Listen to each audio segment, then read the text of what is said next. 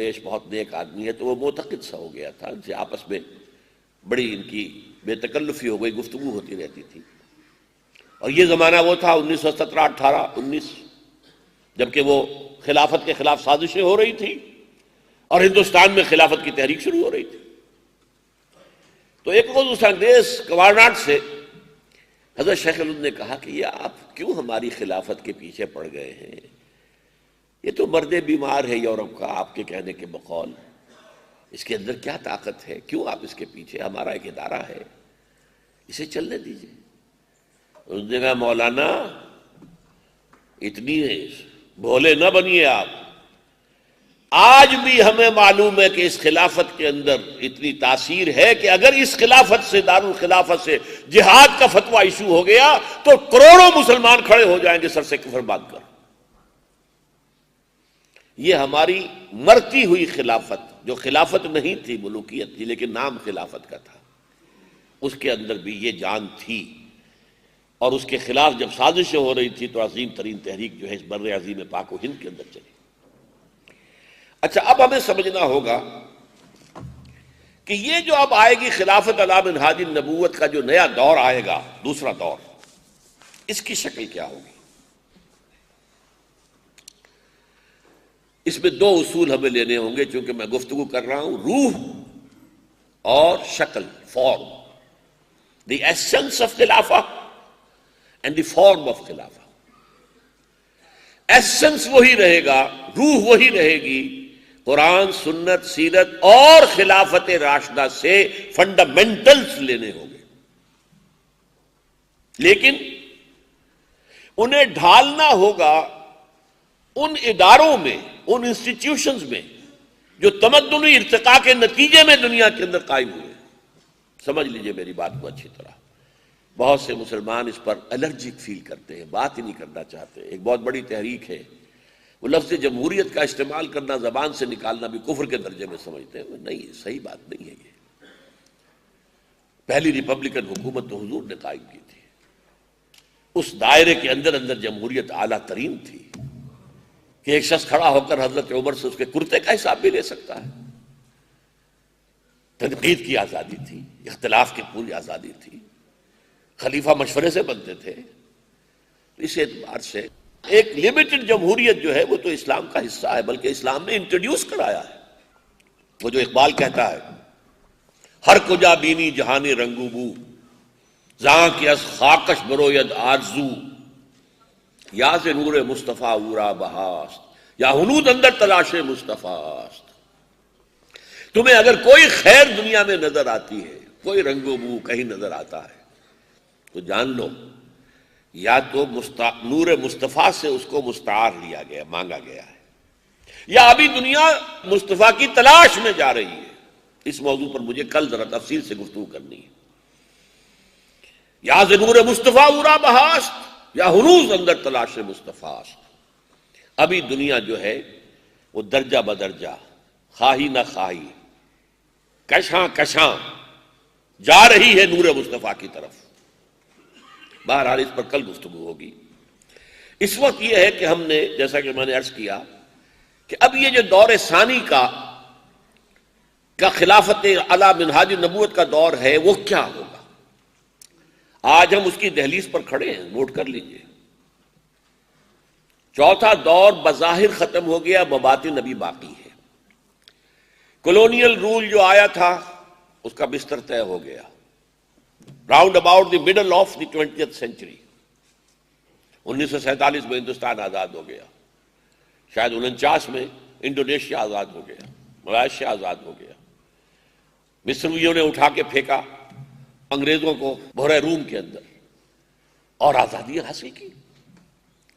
الجزائر والوں نے آزادی حاصل کی جنگ کر کے فرانسیسیوں سے، اطالویوں سے نجات حاصل کی لیبیا والوں نے۔ تو وہ جو کولونیل رول تھا، ڈائریکٹ رول، حکومت ملکن جبرین، وہ تو ختم ہو گیا۔ Round about the middle of the last century. لیکن اس کے ساتھ ہی ایک اور کولونیلزم کا بستر بچھنا شروع ہو گیا، یہ ہے مالیاتی امپیریلزم،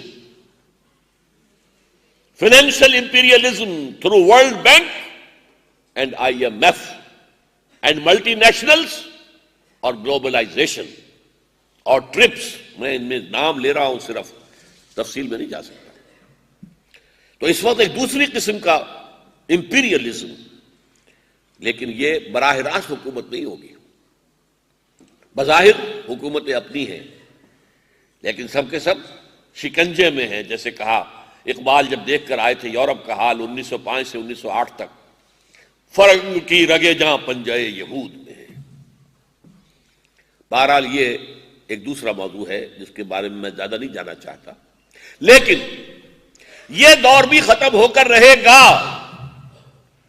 یہ پیشن گوئی ہے محمد الرسول اللہ صلی اللہ علیہ وسلم کی، وہو صادق المصدوق، وہ سچے ہیں اور ان کی سچائی کی گواہی اللہ نے دی ہے. اور اس کے بعد آئے گا خلافت علی منہاج النبوت کا دور دوبارہ. اب اس کے ضمن میں سوچنا ہے کہ وہ کیا ہوگا. دیکھیے، روح خلافت قرآن، سنت، حدیث، سیرت اور خلافت راشدہ سے لے کر پرنسپلز، فنڈامنٹلز، ان کو ہمیں ڈھالنا ہوگا. یہ جو ادارے وجود میں آئے ہیں، اب اس کو یوں سمجھیے، یہ بھی ایک ٹیکنالوجی ہے. جیسے آپ کہتے ہیں نا ایئر کرافٹ. اب ایئر کرافٹ کے اندر کتنے پرزے ہیں، کیسی مشینیں ہیں، یہ ہزار ہزار من کا بوجھ لے کے جا رہا ہے، اڑ رہا ہے. یہ کچھ چھوٹی موٹی بات تو نہیں ہے. کتنے پرزے ہیں ہمیں تو اندازہ ہی نہیں ہو سکتا کیسے جڑے ہوئے. اس سے آگے اسپیس کرافٹ، وہ جو خلا میں جا رہا ہے، او ہو. اسی طرح کا معاملہ اسٹیٹ کرافٹ کا. میں نے جان بوجھ کر یہ آپ کو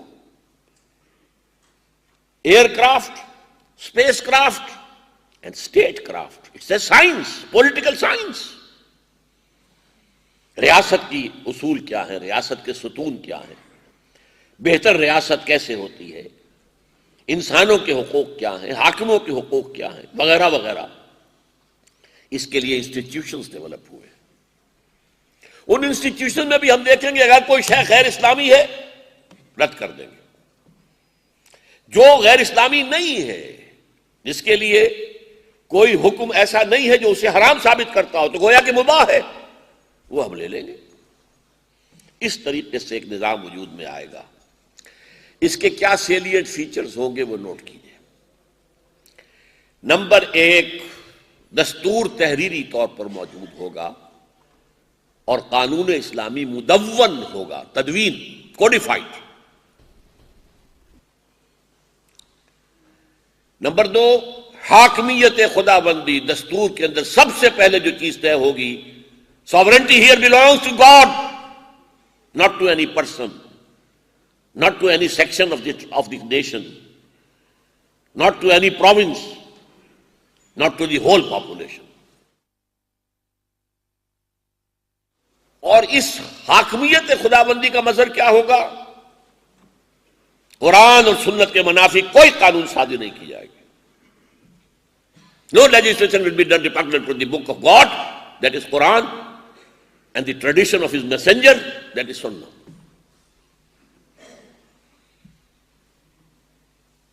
یہ 3 چیزیں بنیادی ہوئیں. چوتھی چیز، ریاست کے 3 ادارے جو بنائے گئے ہیں ٹھیک بنے ہیں. Executive, legislature, judiciary. ایگزیکٹو خلیفہ ہوگا، چیف ایگزیکٹو.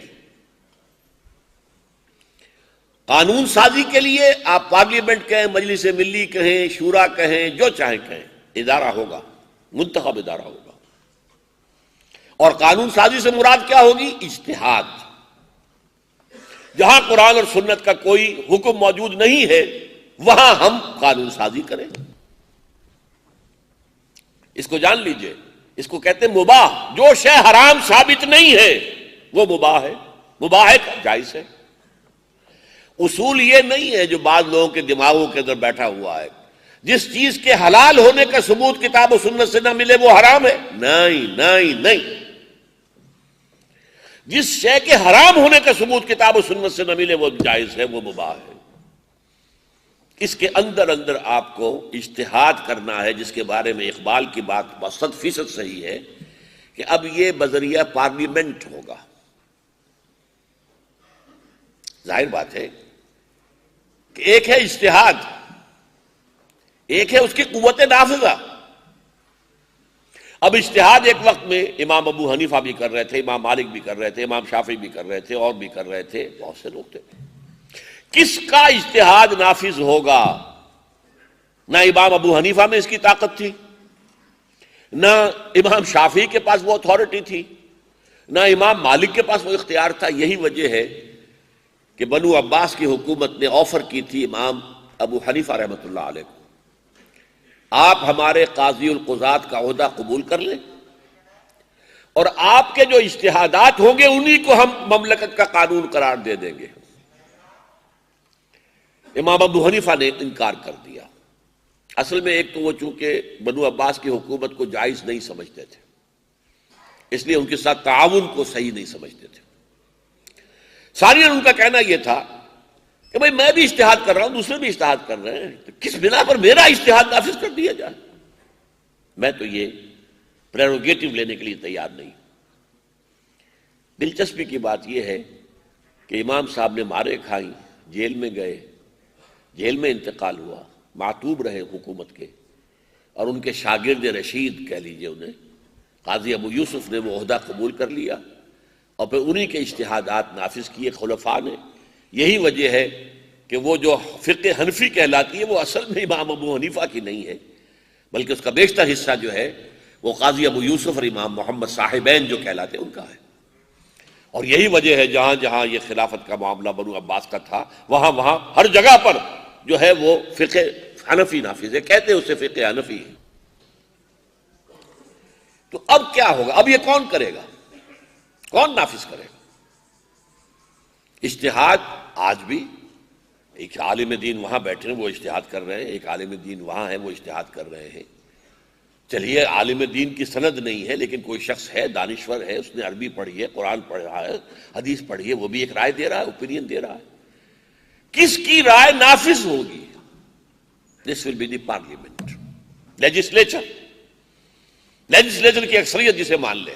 ہاں ایک حق رہے گا ہر شہری کو کہ اگر اس کے خیال میں وہ قانون کتاب و سنت کی حدود سے تجاوز کر گیا ہے، he should have a right to knock the door of higher judiciary، جائے سپریم کورٹ میں دستک دے کہ جناب یہ قانون بنا رہی ہے پارلیمنٹ، اس کے اندر فلاں شے جو ہے خلاف شریعت ہے، give me a chance to prove my point۔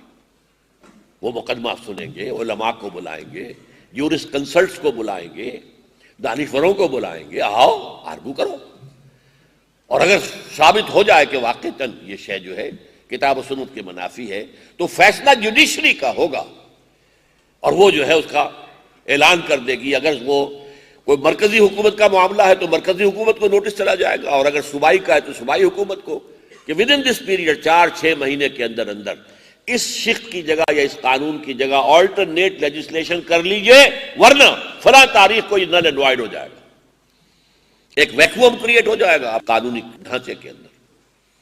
یہ حق ہونا چاہیے، اس لیے کہ کوئی شے کتاب و سنت سے تجاوز کر گئی ہے یا نہیں کر گئی ہے، یہ پارلیمنٹ کے حوالے نہیں کیا جا سکتا۔ یا تو پھر پارلیمنٹ صرف علماء پر مشتمل ہو تو وہ تھیوکریسی بن جائے گی۔ اگر جلسوں میں جا کر معاملہ کریں گے تو وہاں تو ہنگامے ہوں گے اور فساد ہوں گے۔ ایک ٹیکنیکل ایشو ہے، whether such and such legislation, piece of legislation, or any part of it, any section of it, has crossed the limits of the Sharia. This is a technical issue. لہذا اس کو court کی ٹھنڈی فضا میں، ٹھنڈے ماحول میں دلائل کے ساتھ تھریش آؤٹ کر کے فیصلہ کرے، اور جوڈیشری ہی ہوتی ہے کہ جو جدید ریاست کے اندر کسٹوڈین ہوتی ہے کانسٹیٹیوشن کی، کانسٹیٹیوشن کو انٹرپریٹ بھی وہی کرے گی، جوڈیشری کرے گی۔ لہذا یہ ہو گیا معاملہ عدلیہ کا اور لیجسلیچر کا۔ انتظامیہ کا چیف ہیڈ خلیفہ، ایگزیکٹو ہیڈ، لیکن وہ ساری عمر کے لیے نہیں ہوگا، وہ تینوں شعبوں کو ہیڈ نہیں کرے گا، اس کے اختیارات اتنے نہیں ہوں گے جتنے خلفائے راشدین کے تھے، کیونکہ ایسا بے نفس انسان ہمیں نہیں مل سکتا۔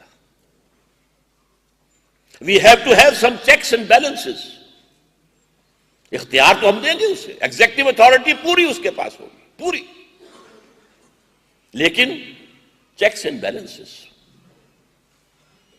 اور ایک اور ادارہ جو امریکہ نے بنایا ہے، امپیچمنٹ، اس کے خلاف امپیچمنٹ ہو سکتی ہے، اس کے خلاف مقدمہ لایا جا سکتا ہے اور مورد الزام ٹھہرایا جا سکتا ہے۔ اور یہ امپیچمنٹ ایسا ادارہ ہے امریکن کانسٹیٹیوشن میں کہ ذرا سی بات شروع ہوئی تھی امپیچمنٹ کی کہ صدر نکسن جو ہے وہ بھاگ گئے تھے استعفیٰ دے کر فوراً۔ یہ تو اس بل کلنٹن کی جو ہے تھی ڈٹائی کہہ لیجئے، کہ وہ جو مونیکا کیس ہوا تھا اس کے اوپر بھی وہ کھڑا رہا، معافیا بھی مانگی، تسلیم بھی کر لیا، لیکن کھڑا رہا، اور لیکن بعد میں طے یہی کیا کہ امپیچ نہیں کریں گے ہم، بچ گیا امپیچمنٹ سے۔ بہرحال یہ معاملہ جو ہے اس کو اب میں سم اپ کر رہا ہوں، اور وہ ایک واقعے کے حوالے سے۔ جب میں نے پہلی مرتبہ یہ تقاریر کا سلسلہ کیا تھا، یہ 92-93 کی بات ہے، خلافت کی تحریک کا آغاز، تو یہاں جو کونسلیٹ ہے امریکن، اس کے پولیٹیکل سیکریٹری مسٹر سی ای کول یا سی ایم کول، کول ضرور تھا ان کے نام کے ساتھ، وہ میرے پاس آئے، ایک اپنی کونسلیٹ کے مسلمان پاکستانی ملازم کے ساتھ لے کر آئے۔ انہوں نے مجھ سے پوچھا کہ آپ مجھے بتائیے کہ خلافت کیا ہے، آپ خلافت کی بات کر رہے ہیں، خلافت سے مراد کیا ہے؟ میں نے کہا دیکھیے میں لمبی بحث میں، فلسفیانہ بحثوں میں نہیں جانا چاہتا۔ Take your American constitution and put 4 things in it, and it will become the best caliphate of today. Number 1, put it down as clause 1. Sovereignty here belongs to God. Clause 2, no legislation will be done repugnant to the book of God and the tradition of his messenger. Number 3, the decision whether something has crossed the limits of the Sharia, injunctions of Quran and Sunnah, this will be taken, this will rest on the higher judiciary. Number 4, non-Muslims will be protected minority, not equal citizens. Put these 4 things in your constitution and it will become the best caliphate of today. آج کا بہترین خلافت کا نظام وجود میں آ جائے۔ تو یہ اس کو سمجھانے کے لیے تھا، لیکن اب میں ذرا چاہتا ہوں کہ ان چیزوں کے علاوہ بھی بعض مسائل ہیں کہ جو لوگوں کو بہت ہانٹ کرتے ہیں، ان کے ذہنوں میں ہیں، اور اسی کی وجہ سے جب جنرل ضیاء الحق صاحب نے فیڈرل شریعت کورٹ بنائی تھی تو اس کے دائرہ کار سے کچھ چیزوں کو نکال دیا تھا، اس خوف کی وجہ سے۔ وہ خوف کیا ہے، وہ مسائل کیا ہے؟ Number 1، it's up to you, یہ آپ کا فیصلہ ہے، یونٹری گورنمنٹ بنائیں یا فیڈرل اسٹیٹ بنائیں۔ قرآن نے نہ کسی کو لازم کیا نہ کسی کو حرام کیا، مباحات میں سے ہے۔ یونٹری کا مطلب کیا ہے سمجھ لیجئے کہ پورا ملک ایک ہی یونٹ ہے بس۔ بنگلہ دیش آبادی میں ہم سے زیادہ ہے، وہاں کوئی صوبے نہیں ہے، کوئی گورنر نہیں ہے، کوئی صوبائی اسمبلیاں نہیں ہیں، بس مرکزی اسمبلی ہے جو ہے۔ ایران ہم سے آبادی میں شاید آدھے سے بھی کم ہے لیکن رقبے میں زیادہ ہے، وہ بھی یونٹری ہے، نو پروونسز۔ یہ ہے یونٹری نظام۔ اور اگر 1 یونٹ برقرار رہتا تو مشرقی پاکستان کے علیحدہ ہونے کے بعد یہ بھی ایک یونٹری حکومت ہوتی، صوبائی اسمبلیاں وغیرہ کچھ نہ ہوتی۔ دوسرا نظام کیا ہے؟ فیڈرل نہیں، آپ اس کے چھوٹے ٹکڑے بنائیں، انہیں پروونسز کہیں یا اسٹیٹس کہیں۔ ہم پروونس کہتے ہیں، انڈیا میں اسٹیٹس کہلاتی ہیں، امریکہ میں اسٹیٹس ہیں، یونائٹڈ اسٹیٹس آف امریکہ۔ تو آپ کوئی سا نظام اس میں سے چوز کریں، یہ امر و ہم میں شامل ہے، یہ باہمی مشورے سے طے کریں۔ میرے نزدیک روح عصر کا تقاضا یہ ہے